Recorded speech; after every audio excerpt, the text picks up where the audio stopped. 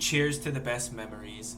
I wouldn't have listened to this project if it wasn't for Stevenson's recommendation. Since he is the biggest R&B fan of the three of us, I'm gonna let you go ahead and take over on this one for a second. Tell us about this little project. All right, so I've been a Division fan since they first came out. Like, they had In Too Deep, Into You on that first project.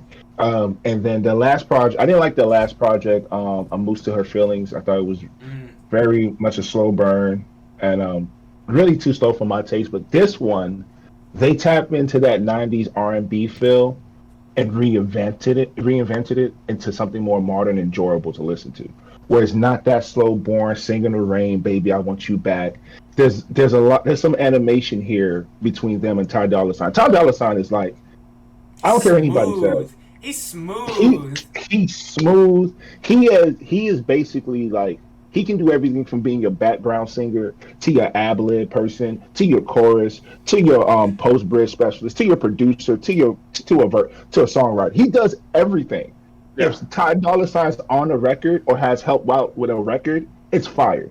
All right. He does everything, and that's why he's going to be in this game until he is 60. I did like this album. It was a good listen. I thought they didn't do anything crazy here. They made their bedroom anthems. They made their really dope slow R&B.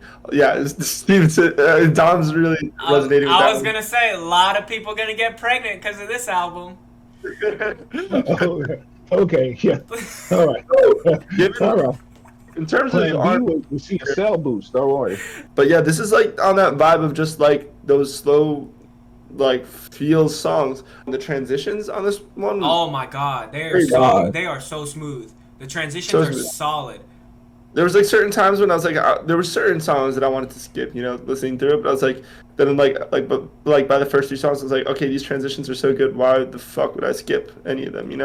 Yeah, I love the back half of the album a lot Really? more than the front. I mean, it's only 11 songs and like 3 of them are interludes. So like for me, it's a perfect length because I feel like it. Yeah. Like I wasn't loving it enough to where I would be able to sit through another 4 songs or another 15 minutes of music, but I feel like it ended on a very high note, especially with the Mac Miller feature. Yeah. We miss you, Mac. Oh my God! We Rest miss you, Mac. in peace to Mac Miller. Again, his estate has been very frugal with who they pass his recordings onto, and well, I was kind of like at first when I saw the Mac Miller feature on the track list, I was like, okay, I don't know like how this is gonna work or how this is gonna fit in, but it was like I loved it. I thought it was an excellent Mac verse that fit into the overall context of the album, and to end on like that lasting note, I thought was an amazing decision. Oh no, that beat change they did towards the second half of his verse, where it was like very, very ethereal and just like it's like it felt like you're on a like those rides on a boat in a lake, but it sounded so cool. It was like it sounded like the perfect go away to just someone to the album and just the verse in itself, and really just set that aura of you better believe it. Like this is everything you wanted. This is happiness in the end, and it's eternal. And it was just like, yo, this shit is fire. Like exactly how they mixed it to how the verse was and how they ended it. Like that's what the symbolism I took away from it. But I mean, I like the product. I probably like the album more than you guys, but I absolutely love this album. Like I kept playing it from front to back multiple times. There were certain moments where I was like, like Wedding Cake, I was I couldn't Oh, get through it. I loved Wedding Cake. I like Wedding Cake. I thought that was Man. such a good record. If there's one song I didn't really like, it was the YG song "Can't Tell" when he was on it. I was gonna say the YG feature felt so weird to me. Like Yeah, I just Well, I it's just like can't see that moment YG that- like sliding in on an R&B song. I feel like it doesn't work that well. But Yeah, I was an oddball on the track list without a doubt. yeah, I wasn't crazy about that one. I do kind of wish they would have had more or like different features, but at the same time, because of the project's length, like I said, like Division and Ty Dolla Sign were able to do their thing. They showed and excellent they played off each other chemistry. great. Yeah, there were a couple songs where they were going back and forth. Like I said, I haven't listened to a lot of R&B this year, so I'm curious, Stevenson, where you would rank this, like in terms of the R&B albums man. from this year. This is a tough one because I want to put it in the back end of my top 10, but like I listen to a lot of R&B, and there's so much good R&B albums out right now. I would even put I consider soul as well input into that, and there's just been so much good music. This is the soul renaissance we're in, like, and this had a lot of elements to that as well. But like, man, yeah, back end top 10, but most definitely the top 15 if I was to do a list. This album does a lot of things well. Um, one of my gripes was the album was, even though I think it was well sequenced and it flowed really well, which is one of the highlights of the album. I do wish the songwriting was a little more mature, Okay. but the setting and the vibes that they were going for, they really did hit the mark. Like you guys said, this is like, yeah, what you doing past 9 o'clock? Because I got the candle lit, I got roses in the tub in the bedroom. Turn your phone off. We busy tonight. This is what this vibe is, and they got that shit down on lock.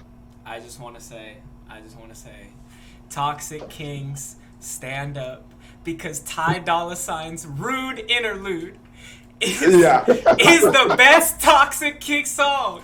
Why you always got a bad attitude? God made bad bitches rude. Oh my, Future would be so proud.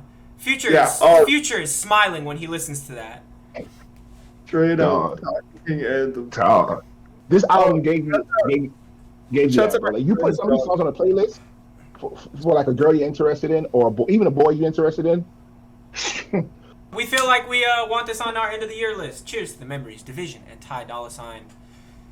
I think it's better than most in the back end, but there's been a lot of good albums that come out since we started this. A lot of good albums. I agree, and I mean, if you're saying that this is back end of your top 10 just for our R&B albums, I mean, this is one that I could see growing on me though. Like, I already really like I mentioned, the back half of this album, from Rude to, I forget the track that's the Dvsn interlude that comes after that. But then Wedding Cake, I Believe That. I really rock with those four. Better Yet. Better Yet. Okay. The Better Yet. Yeah. I wish that was one song though. The two individual interludes. Like if it was like Rude with the beat switch and then Better Yet. But again, like that's being very nitpicky.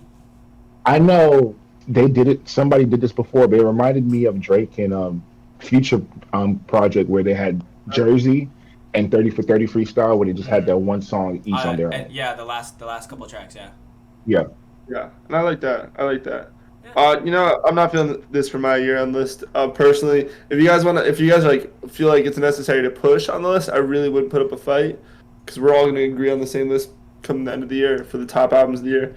But yeah, no, this one was a good album, but it wasn't like that next caliber, because as we've seen in 2021, you just got to have something different to be in the conversation for the best albums of the year.